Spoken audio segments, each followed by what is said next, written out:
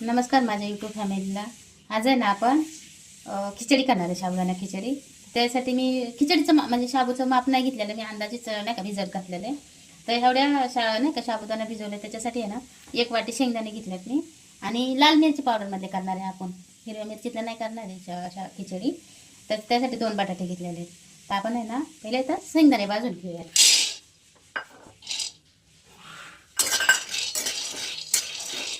मस्त लाल खरपूस होईपर्यंत शेंगदाणे भाजायचे. तोपर्यंत आपण बटाटा कापून घेऊयात. बटाटा बारीक कापायचा म्हणजे मस्त शिजतो पटकन खिचडीमध्ये, नाही का.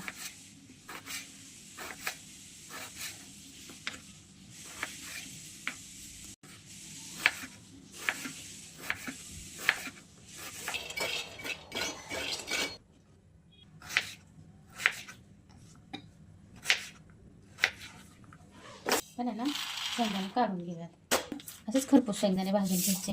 आपण आहे ना आता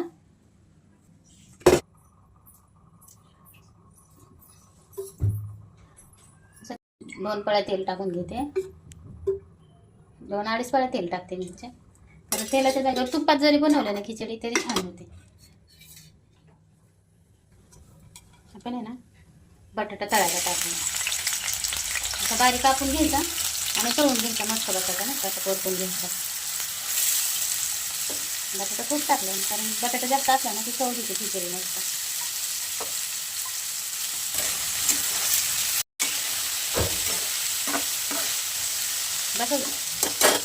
बटाटा परततो तोपर्यंत आपण शेंगदाणे फुटून घेऊया.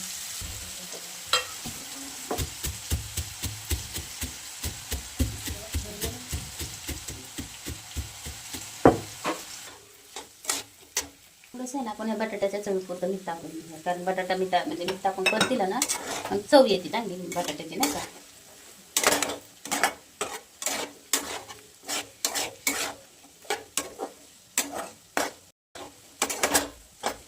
अर्ध काचं बारीक करायचं, पूर्ण बारीक नाही करायचं शेंगदाणे. आणि मी अर्धा शेंगदाणे बारीक करते, एकदम बारीक व्हायला ना सगळं, त्याच्यामुळे मी अर्धा ह्याच्यात ना काढून ठेवते.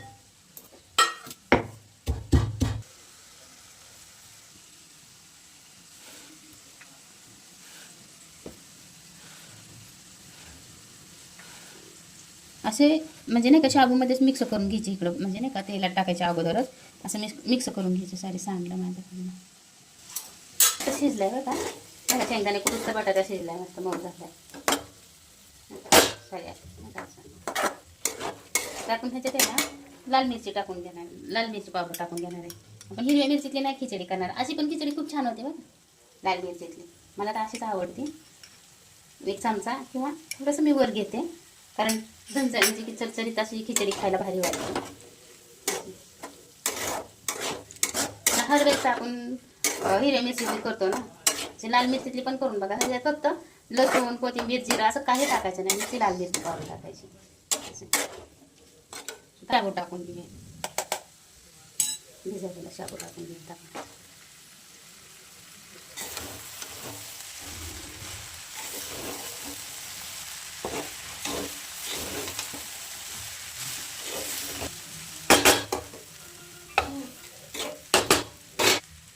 चवीपुरतं मीठ टाकून घेणार आहे. आपल्या अंदाजाने चवीपुरतं मीठ टाकून घ्यायचं ह्याच्यात.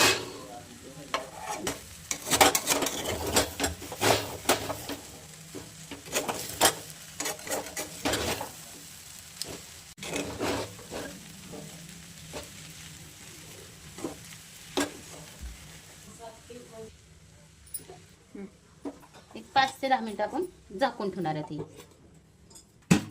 शाबूची खिचडी केली ना, तर आता आपण खीर पण करणार आहे. शाबूचीच खीर करणार आहे मी. त्यासाठी पाऊण वाटी भिजलेले नाही का शाबू पण काढून ठेवणार आहे, खिचडी करताना बाजूला काढून ठेवलेला आहे. तर आपण खीर पण करून घेऊया. तर त्यासाठी थोडंसं 10-12 काजू घेतल्या, 10-12 बदाम घेतल्या. आपण हे बारीक करून घेऊयात. आता बारीक पण नाही पूर्ण करायचं, एक थोडंसं मीडियम आकाराचं असं ठेवायचं. हे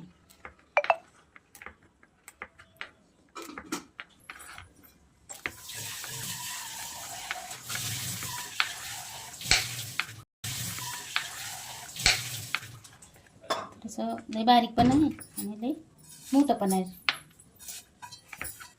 खिरीला जास्त साहित्य लागत नाही आपल्याला, नाही का. 3-4 ह्याच्यातच होती दूध. खिरीला पण जास्त काही साहित्य लागत नाही. काजू बदाम, थोडंसं शाबू भिजलेला आणि दूध. 4-5 म्हणजे की थोडंसं तूप पण टाकायला लागतं. 4-5 साहित्य लागतात आपल्याला खीर बनवायला पण. छान होते खीर पण साखर. खिचडी आहे ना, शिजली का कशी ओळखायची माहिती आहे का? हे जे असे पांढरे पांढरे दिसतात ना एक असे पांढरं दिसला नाही पाहिजे. असं नाही का, शिजलं की जरा थोडंसं वेगळा कलर येतो ह्याचा, असा कलर येतो शिजल्यावर. एक चमचा आहे ना आपण ह्याच्यात तूप टाकून घेणार आहे. त्याच्यानं आपण थोडंसं बदाम आणि काजू टाकणार आहे त्याला.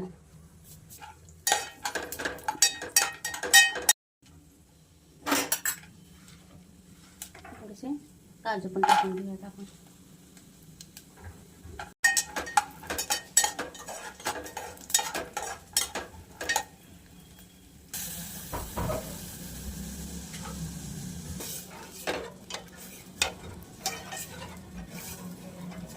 थोडंसं पाणी पण टाकणार आहे आपण ह्याच्यात, म्हणजे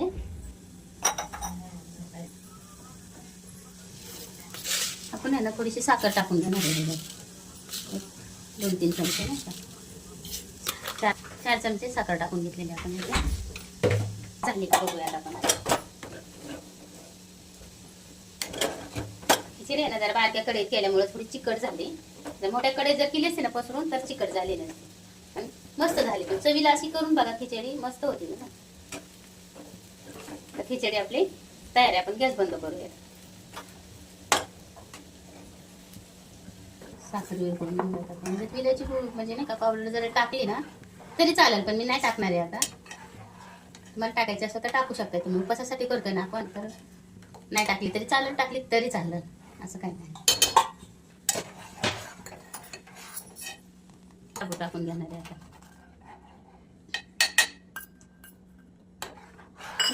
मस्त उकळून घ्यायचं, शिजवून घ्यायचं मस्त.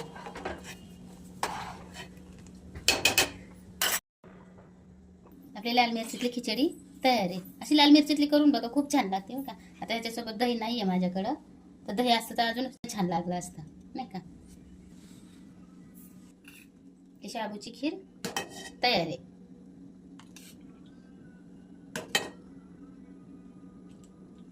शाबूची खीर तयार आहे.